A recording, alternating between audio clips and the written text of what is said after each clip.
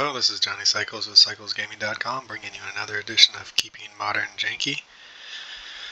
Here we have our turn 2 Blood Moon plus our combo if we can make some land drops. We only have the one land. We have an Oath of Nissa. Let's try it. What do we have to lose, huh? Just our dignity. No, I'm just kidding. It's a risk, right? But we're going to take it. We're going to get lucky one of these matches. Is this the match? Is this the match when we're going to get it? We're going to get the magic gods' favor returned upon us. Let us draw a land. So if we end up with like something like that happening, we can always play the Bitter Reunion and pitch a Ragavan, but I think instead we'll Oath of Nissa, go digging for land. We have all of our pieces now.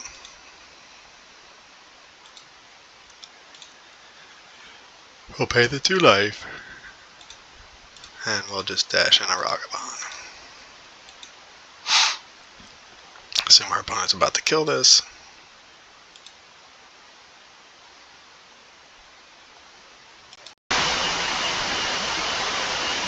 See what they're up to with that Misty Rainforest.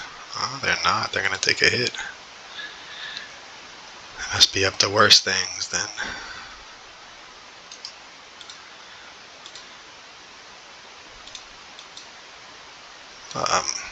Rakdos scam or something like that. They're just going to take the hit. They don't have a kill spell. Alright, so next turn we'll have the treasure token. 1, 2, 3, 4. So we're a land away from resolving a Lukka. Won't have haste, so we could have played the Bitter Reunion that turn. We still wouldn't have been able to give the Emrakul haste had we resolved the Lukka. Alright, so is this the moment? Another Blood Moon. Alright, so we can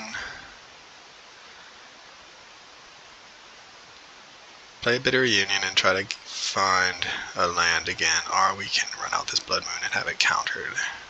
Get out a counter spell. I think we want to just... We came here to see how Blood Moon functions in today's meta.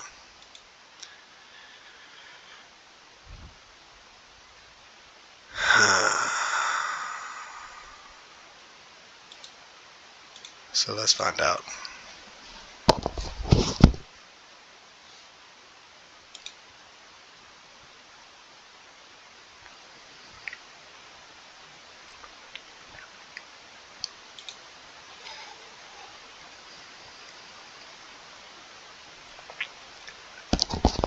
There's our counter magic. They went for a non-basic too. Interesting. They there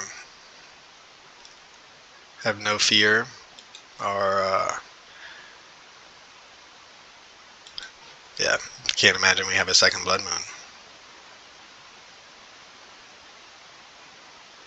Now they just go get a basic. So this is another reason why I would say Blood Moon is not at its best in today's meta, because you have things like Lorien Reveal that can just go get a basic land. However, we can continue to run out Blood Moons and hope to draw out more counter spells. We will lose our green, all of our green mana though.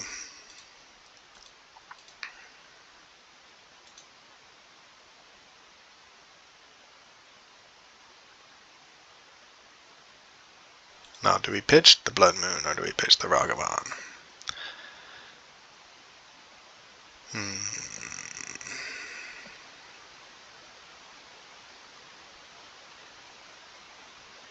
We're going to keep trying this Blood Moon. I mean, we're here to test the Blood Moon out, not... So the Ragavan will probably bait out a kill spell too, but we really need to find another green... Well, no, we have the... Okay, so we want to find another land for next turn. We don't want to lose our ability to The Ragavan will bait out another counterspell. 1, 2, 3, 4, or we can just try to set up for the win next turn.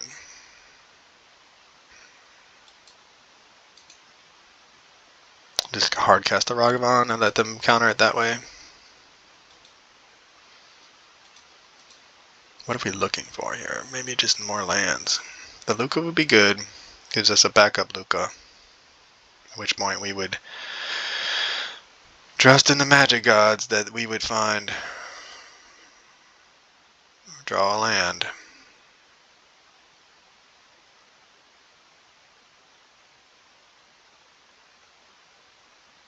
We would reveal our Lukka Coppercoat Outcast plan though. So we're just going to take the land. I don't know if this is the right play.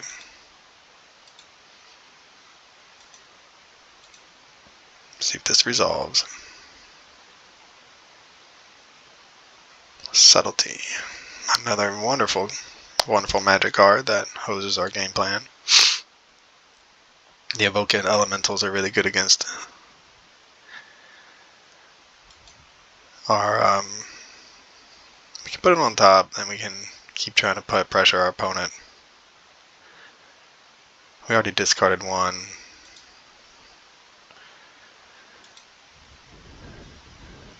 Anyway, the Evoke Elementals are ETB effects, so they don't. Emrakul has no protection against them.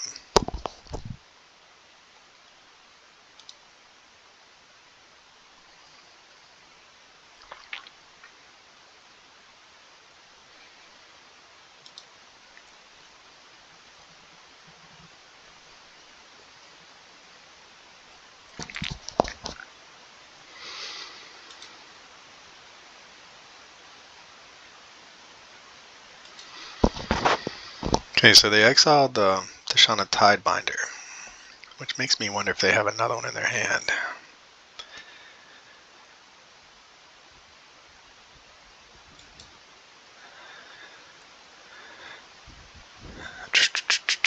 So we could go ahead and try this Blood Moon again. They have 5 cards. They only have, I mean, the chances of resolving Lukka are pretty slim. Chances of, and if they do resolve, if it does resolve, the chances of our Ignoble Hierarch living feel pretty slim too.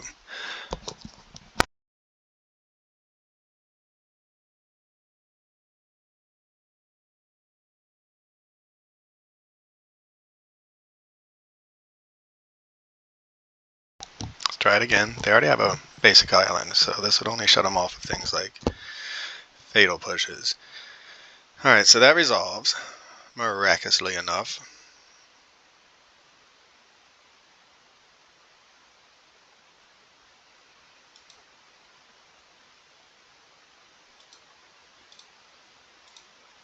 So we'll cast and dash in this Ragavan. They know about it, so I assume they have.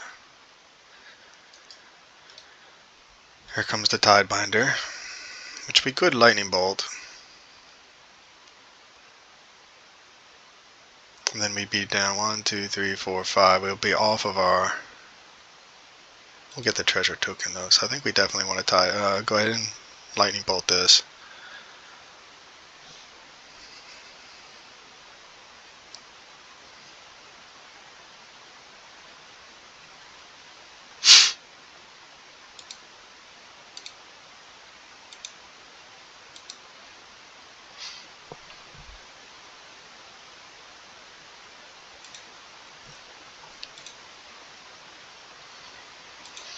So they counter the Ignoble Hierarch trigger. We're going to get a treasure. Murderous Cut. That would have been nice for them, except they don't have any black. Alright, so now we're set up for next turn. Can we fight through the counter magic? 1, 2, 3, 4, 5, 6. Preordain. So this is our chance. We have used Blood Moon, leverage Blood Moon's land nerfing powers to get to a point where if our opponent doesn't have a subtlety, we should be able to resolve this Lukka and get an Emrakul. And there's a Delighted Halfling. Okay. 1, 2, 3, 4,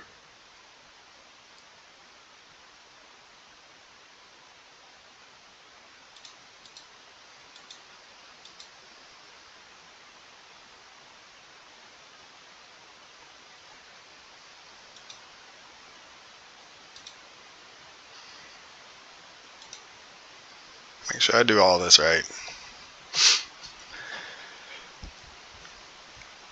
Is there another subtlety?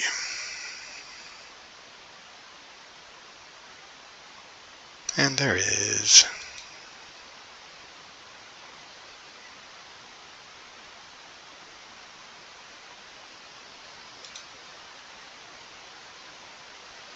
I love today's magic. Okay, well, that is okay. Now we have another mana source that makes it uncounterable. Not that subtlety worries about that. Should they draw another blue and be relying on their counter magic. So that's a double subtlety that our opponent's gone down with another Tishana's Tidebinder. Fighting through a lot of hate. This Blood Moon's keeping us in it, it looks like. Perhaps. They do have the Tishana's Tidebinder. I mean, they've already pitched two. So what are the chances that they're going to have another one? 1, 2, 3, 4. Probably pretty good, to be honest. Let's run it back. I would not be surprised at all, though.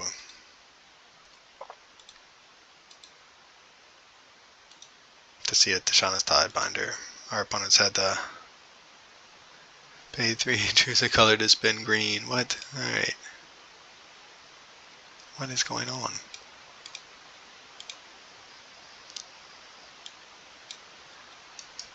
I don't understand. Pay 3, choose a color to spin green as. Okay. Why is this happening? What did I do wrong? Maybe Blood Moon? I don't know. Okay, do they not? They don't have the answer. Maybe I did this wrong though. Or is Emrakul not going to have haste? It's not going to have haste. Alright, well, you can't even play the deck that you built here. That makes me angry. So, since Emrakul wasn't on the battlefield when it saw... when I sacrificed Bitter Union, it didn't get haste. So what needed to happen there was sacrifice the Halfling, use the Ignoble Hierarch to then sacrifice Bitter Union to give it haste. So live and learn. But our opponent, Blood Moon coming through there, shutting down their mana, slowing them down long enough for us to fight through multiple layers of hate. We drew well, we got to the combo, we played it well up until that last play, but now we learned another lesson, so that's how you learn. So make sure next time if you play this deck to sacrifice Bitter Union only after Emrakul's in play, which I knew. It's just 5:30 in the morning in Virginia. My brain is still not fully woken up yet. And sacrifice the Delighted Halfling and leave the Ignoble Hierarch untapped so that after the Emrakul's in play you give it haste. So we didn't get a feel of have the fun of swinging in and annihilating our opponent, but we got the victory, so that's what matters. Alright, are we going to turn this around? Let me think. Let me go get another cup of coffee to help me wake up.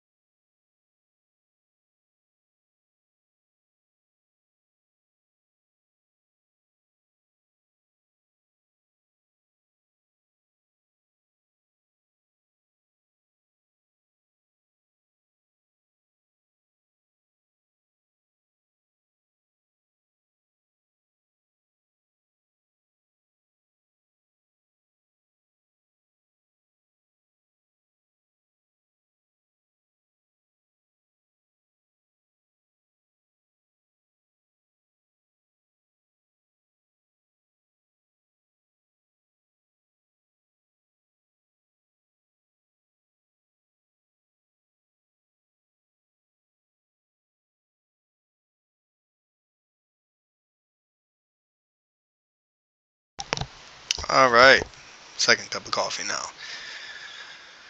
Hopefully the first one's kicking in, but yeah, here we have game 2, so sideboard plan, I'm not sure what we're doing here. I assume our opponent's going, or what our opponent's going to be doing. I mean, we saw basically Dimir control. We didn't see a single Thoughtseize, so I'm assuming our opponent's going to bring in some kind of hate against like hand disruption, basically. We have card draw, haste, Ragavan, Lukka. We don't have our sideboard plan in any way, but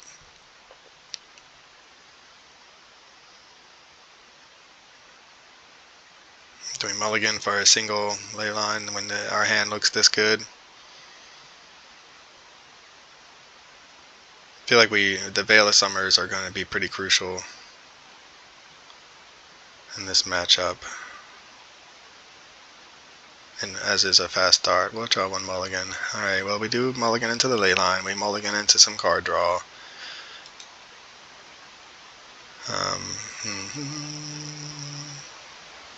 We kind of want all of these cards. Lightning Bolt is one of our better cards against what we want to risk. Alright, we're going to trust again in the Magic Gods that we'll draw lands on time. Hopefully this will protect our hand from any hand disruption they may have brought in.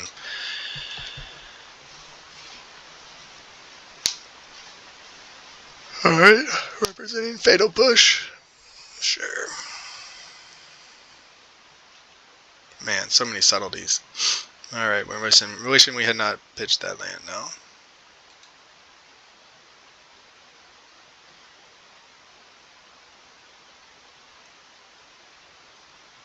Then we did not see any red, so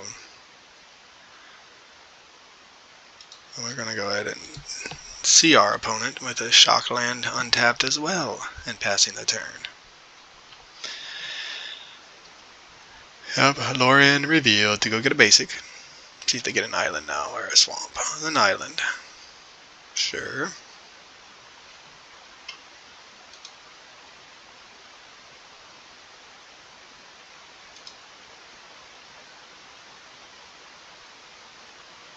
The land would be great right now. Ignoble Hierarch. Well, that is not a land, but so we can run it out here and assume it gets countered or killed. We can do Bitter Union to pitch the Ignoble Hierarch to draw 2 cards and hopefully hit a land. I think we play the Hierarch and see what happens. I expect it to get Fatal Pushed, but if it doesn't, that does set us up next turn to get something countered.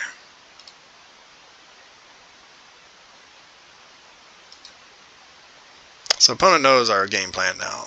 Fatal Push, here it is. Yep, they had it ready on turn 1, so they know our game plan. And the best way to combat what we're trying to do, well, there are many ways in today's Modern, but one of the ways is kill your opponent's board and make sure they don't keep a creature on the battlefield. And if you do that, then we don't have anything to target with Lukka. With Dimir, another thing is just to always counter the Lukka and never let it resolve. Obviously we have Delighted Halfling, so you want the combination of killing the Delighted Halfling, countering the Lukka, and letting everything else resolve. So we really needed a land. I guess if we don't, though, we can use this Bitter Union to go digging if it resolves. If we draw a land, we can run out this Fable into a counter magic, I imagine.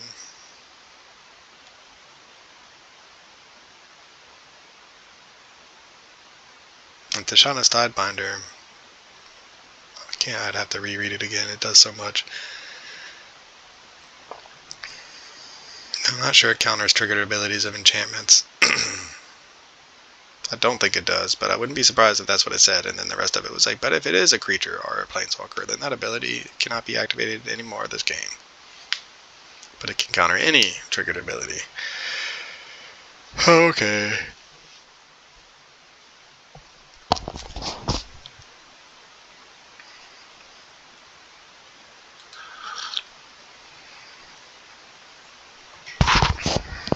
Alright, so we did get to the stomping ground. So we'll run that out there. See what happens when they get out another counter. I mean, if they're playing it, Fable is at any point worth countering. They may be, like I said, thinking, okay, anything resolves but Lukka. That's all we need to worry about. And it's true. That is really all you need to worry about. Or they have a handful of Thought Seizes. That is a possibility. And probably another kill spell. Keep the board clean, counter the Lukka. That's the way, one of many ways you defeat our deck. Snapcaster Mage into Fatal Push. Sure.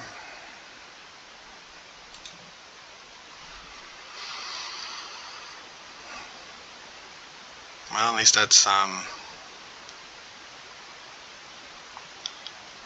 one less answer for a Hierarch or a Ragavan, right? So now when with this Fable, what do we get rid of? We want the Bitter Reunion because it gives us haste, right? It gives our Immortal haste, but we also want land, so we're kind of in that. Now they're playing green. It's Sultai. We also just want to make our land drops. We discard up to 2 cards. We kind of want all of our cards, to be honest. We don't even want to play this Bitter Reunion. The Delighted Halfling is likely going to die, but it does give us some way to make our Lukka uncounterable. Bitter Reunion is our hasty, or we want the Lightning Bolt. That's just a catch-all. I mean, we may need to make land drops, though. Alright, well, we're not going to do it. I hate doing it. It's such a waste. It's basically, Fable is basically in there to dig for our combo, but what I don't know is when we have Stern's Golden. Nice. When we have our combo in hand, essentially, do we continue to dig for it? Like, I mean, do we dig for lands? Sorry, I said it's early. So, Fable's best at digging for our combo pieces. I said, as is Bitter Reunion. But when we have our combo in hand, do we discard part of our combo just to find the lands? I mean, I really hate having to discard a Lightning Bolt here because of Tishana's Tidebinder. But I will because we need the... So if we'd done that differently... So we should have thought that out. If we'd done that differently, we would have had the Veil of Summer mana up to protect our Delighted Halfling, which would have been nice. Okay, well, I need to... I'm not sure. I mean, that's the kind of play pattern or choices that lack of foresight or not not thinking through every single possibility fast enough to make that decision. I was not entirely. I think I just was playing too quickly a little bit, but if I was committed to doing the Bitter Reunion that turn, I should have done it first. I think I was waffling on the Bitter Reunion because I didn't really want to pitch anything in my hand. So getting the Delighted Halfling to stick leaves us one land away from getting this Lukka down.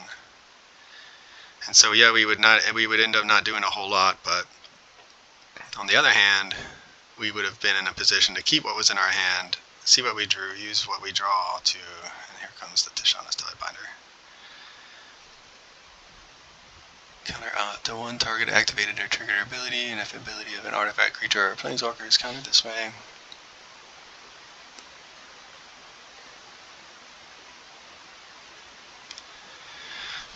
So we will Veil of Summer that.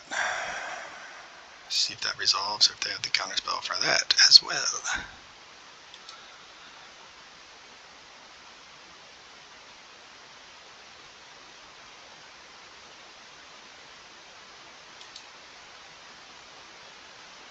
And did I not do that right? What happened?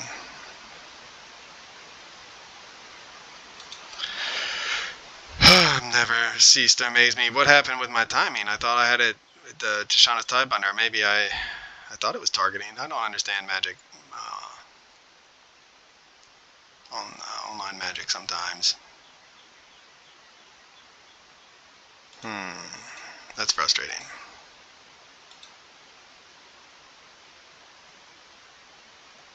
Oh, another ley line. That is useless.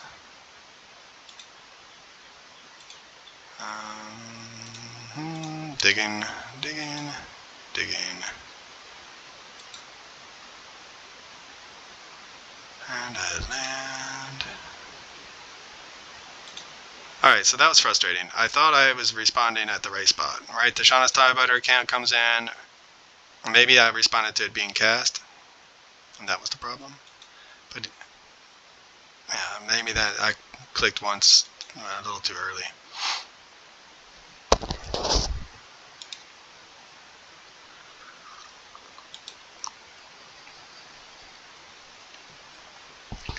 One, two, three, four, five. So we can cast a Lukka, but we don't have anything to target. So we need a land and a creature for this to work. And our opponent has 2 cards in hand.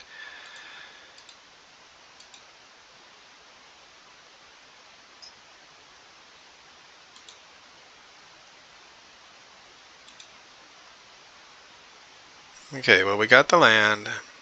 Unfortunately, we're at 5. 1, 2, 3, 4, 5, 6. So we can, if we crack both of our fetches, we go to 5 and we're dead on board.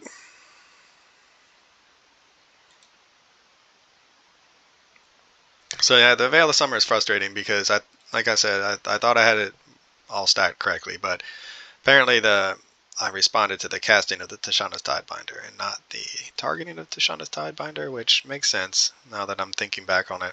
It was still up here and it hadn't hit the battlefield, so you want to hit the battlefield and then have it target. So yeah, things that wouldn't happen in real life are happening in, you would have waited for them to target it.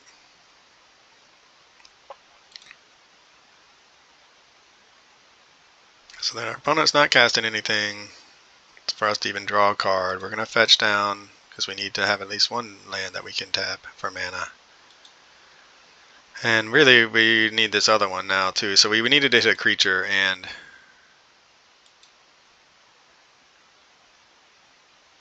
be able to, okay, so we do draw a lightning bolt, but a lightning bolt does not save us unless they want to counter it. 1, 2, 3, 4, 5. So we can go, so a lightning bolt at the Shauna's Tidebinder. See if they counter it, which again, if you're playing this deck, you don't want to, you let anything go except for the Lukka. Yeah, exactly. And we'll just go out on our terms. Okay, so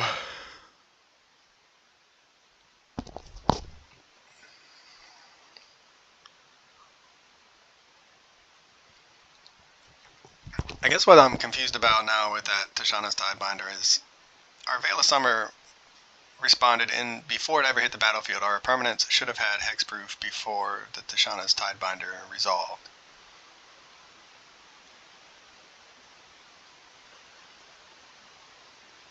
So that's why I don't think it matters. I don't think it was a mistake. So the Tishana's Tidebinder is on the stack. Our Veil of Summer goes first. All of our permanents get hexproof from blue and from black. It resolves, and then the ETB it has to target.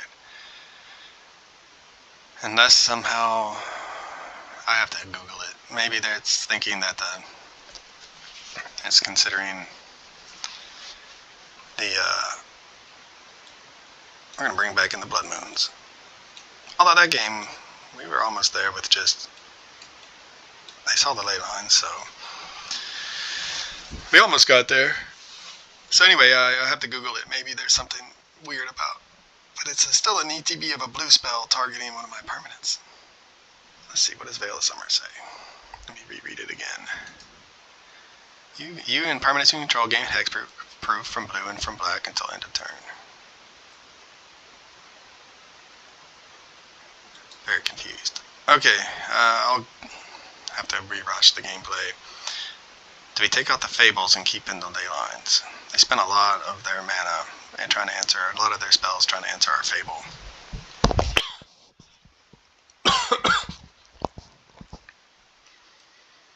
I have to imagine our opponent's going to bring in. They play green though. Anyway, all right. Run it like that. That was frustrating for it not to work the way I thought it was supposed to work.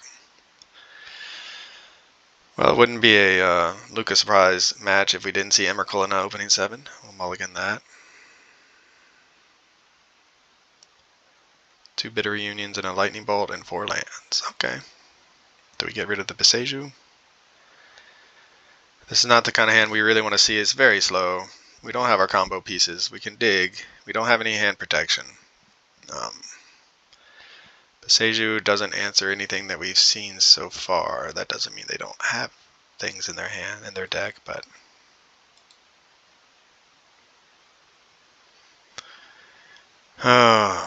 it's frustrating because I think last game we had the pieces and we didn't have the creatures on the board to turn anything into Emrakul.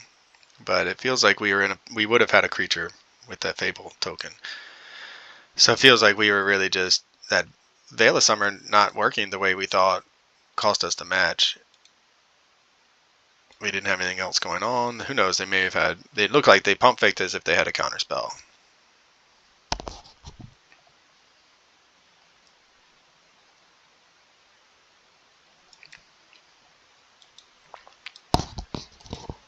And like I said, you playing against this deck, if you have counter magic, you save it for the Lukka. So they probably did have the counter spell. Now what are we going to pitch with this Bitter Reunion? We kind of want everything. The Bitter Reunion digs us for more. This digs us. We kind of want to keep. We'll pitch the 1 Bitter Reunion. Alright. We're going to be relying on this Oath of Nissa to find us the Lukka next turn. So we're going to have next turn Oath of Nissa and Ignoble Hierarch to play. And hopefully we can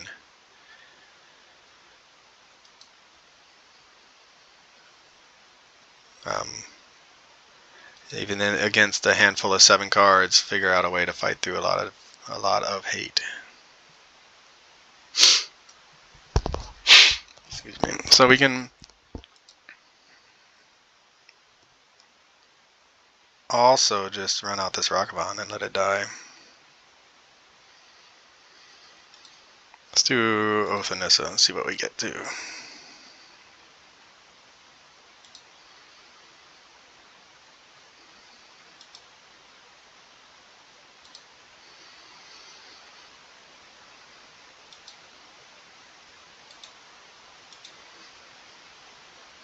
This will probably get a counterspell or a fatal push. I assume our opponent has a handful of removal.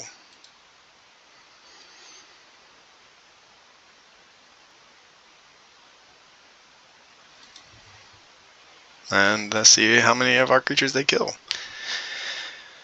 Delighted Halfling is obviously our best creature to stick in a Lukka because it makes it uncounterable. But our opponent's still going to be incentivized to kill both of these if they can.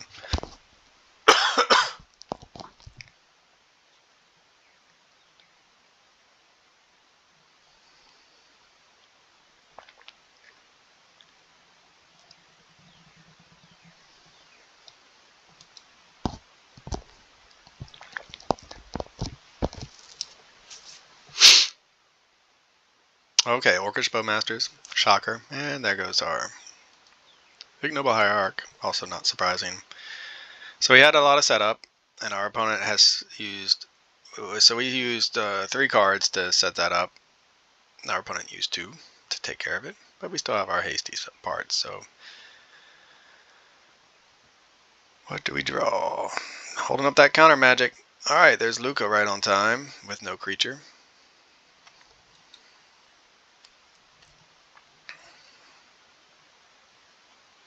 Did they bring in Thoughtseizes? That would be a time to cast a Thoughtseize. Although again, we don't have a single creature out, and we are in need of playing a creature and letting it and having it live. Casting Lukka. And having that resolve, targeting our creature and having it live, and then giving them Emrakul haste. And the Tishana's Tidebinder does appear to counter any triggered ability.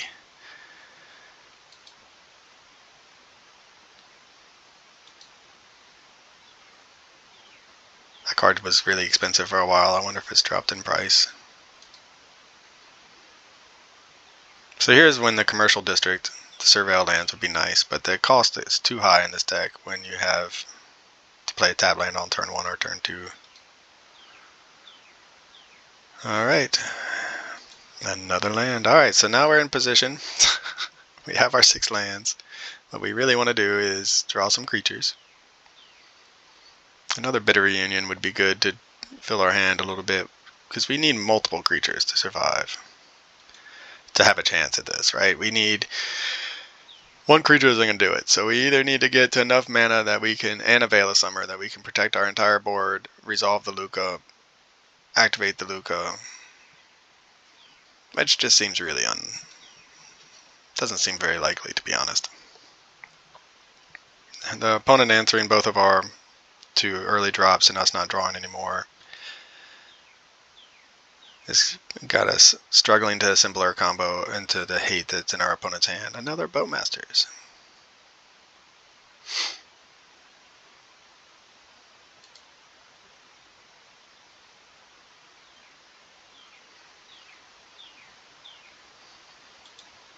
So now we're on essentially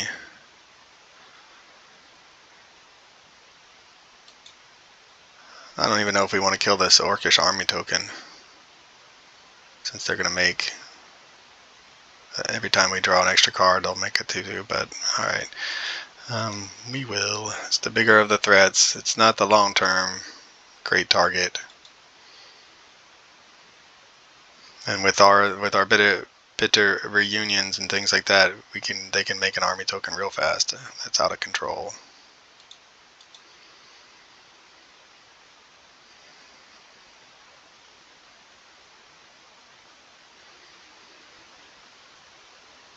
Do they Tishana's Tidebinder? Oh, the greediness.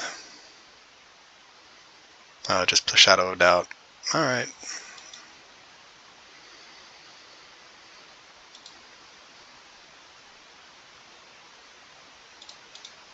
So we could run out this Lukka and have it get countered.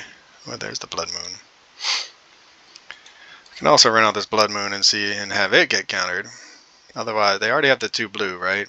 So they're always going to have enough for counter magic, but this will hamstring them in the sense of preventing them from just doing multiple things a turn, killing our creature with their black mana.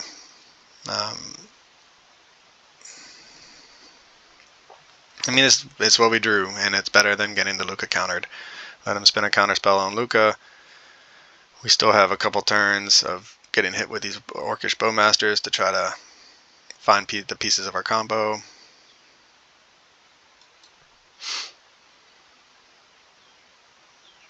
Yep. So counter anything, don't counter anything but Lukka, unless it's a Blood Moon. Alright, so they're at 3 cards. They have another counter spell. We still are a land and a creature away from assembling our combo and swinging in the same turn.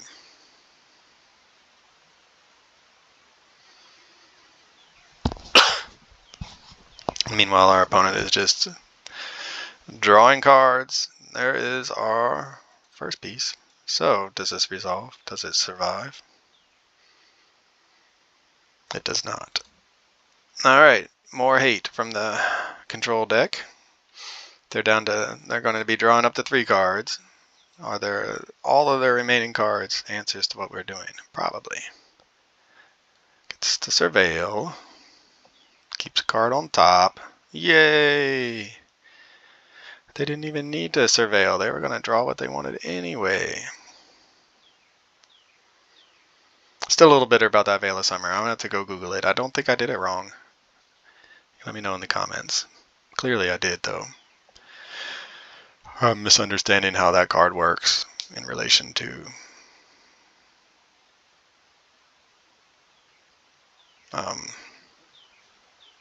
Tishana's Tidebinder in particular. Alright, so Lightning Bolt.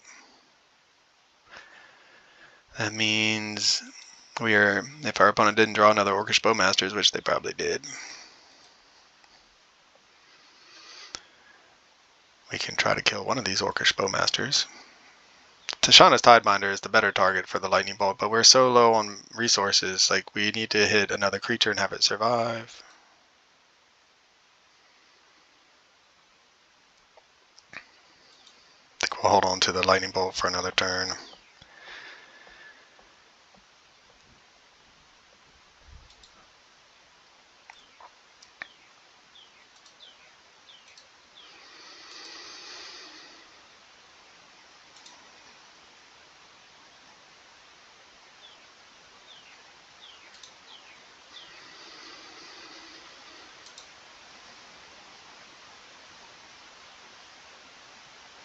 I mean, we'll just lightning bolt one of these now and see if they want to counterspell it.